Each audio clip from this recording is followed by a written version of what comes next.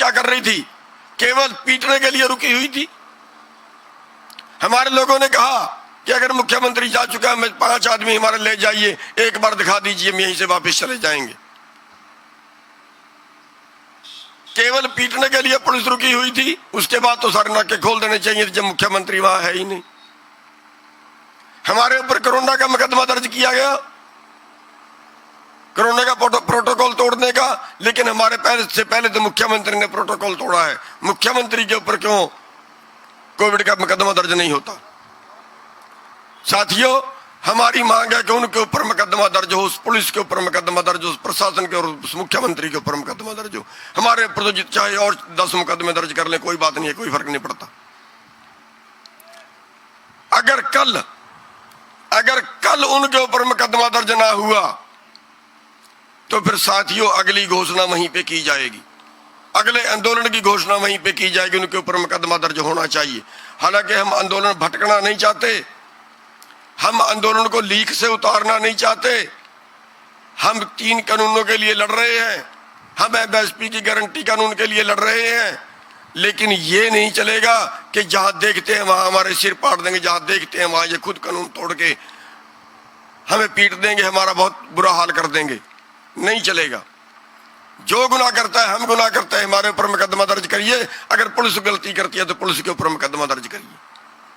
तो साथियों, मैं पंजाब वाले भाइयों से भी कहना चाहूंगा कि कल हिसार में पहुंचे, हम भी जाएंगे।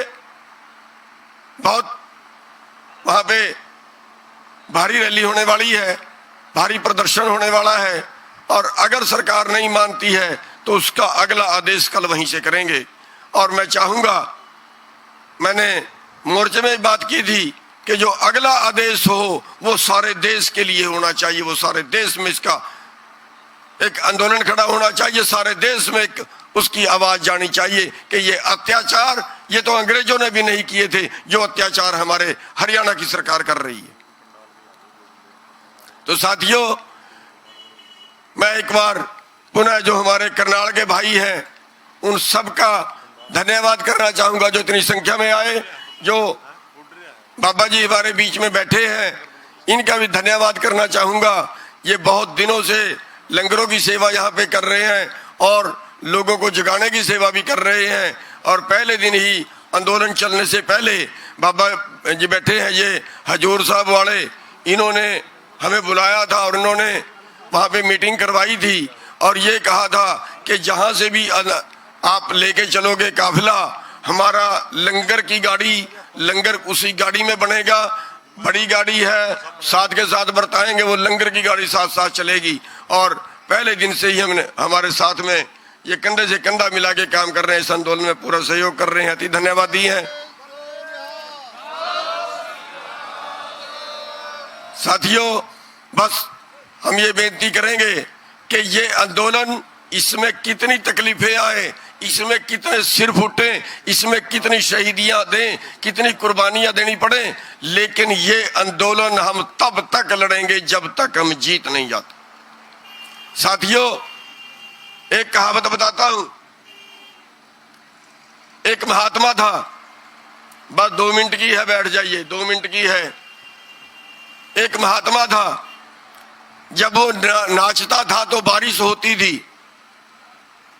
गांव में जब अकाल पड़ता था, उस महात्मा के पास जाते थे और उस महात्मा को बोलते थे कि महात्मा जी बारिश करवाइए, आप नाचिए, आपके नाचने से बारिश हो जाती है। महात्मा नाचता था, बारिश हो जाती थी। दिल्ली से 4 लड़के पढ़ के आए, उन्होंने कहा यह पखंड है, नाचने से बारिश नहीं होती, और अगर नाचने से बारिश होती है तो जब जरूरत होगी फिर हम बारिश करवाएंगे, हम नाचेंगे। अकाल पड़ गया, लोग इकट्ठे हुए, उन लड़कों ने कहा हम नाचेंगे, आज बाबे की कोई जरूरत नहीं है। लड़कों ने नाचना शुरू किया, कोई 2 घंटे नाचा, कोई 3 घंटे नाचा, कोई 4 घंटे नाचा और थक के बैठ गए, बारिश नहीं हुई। जब बारिश नहीं हुई तो उन्होंने महात्मा से बेनती की कि महात्मा जी, अब अगर हमारे नाचने से बारिश नहीं हुई तो तेरे नाचने से भी बारिश नहीं होगी, अब तू नाच के दिखा, बारिश करवा के दिखा। महात्मा ने नाचना शुरू किया, नाचता रहा। रात के 8 बज गए, 9 बज गए, 10 बज गए, नहीं हटा महात्मा। और 10 बजे देर रात के बादल उठा, खूब बारिश जम के हुई। उन लड़कों ने सवाल किया उस महात्मा से कि महात्मा जी बताइए, हमारे नाचने से बारिश क्यों नहीं हुई, आपके नाचने से बारिश क्यों हुई? महात्मा ने कहा, मैं 2 तरह से सोचता हूं, मैं 2 तरह से सोचता हूं। एक, मैं ये सोचता हूं कि जब मैं नाचूंगा उस मालिक का, उस परवरदिगार का ध्यान करके नाचूंगा, वो मालिक जरूर रहमत करेगा, वो मालिक जरूर दया करेगा, वो मालिक जरूर बरसात करवाएगा। और दूसरा, मैं इस नजर से सोचता हूं कि मैं तब तक नाचूंगा जब तक बारिश नहीं होगी या यहीं पे मरूंगा।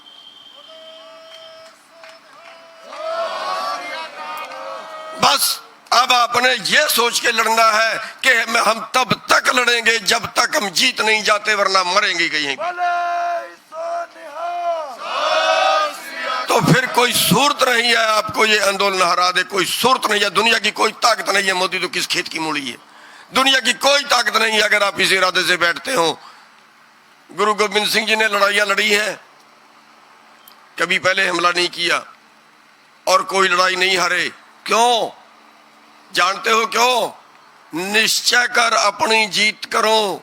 पूरा तबाह परिवार खप गया, लेकिन हार तो नहीं मानी ना, हार तो नहीं मानी ना, और फिर जीते ना, फिर जीते। आज ये कौम बैठी है उनकी पैदा की हुई।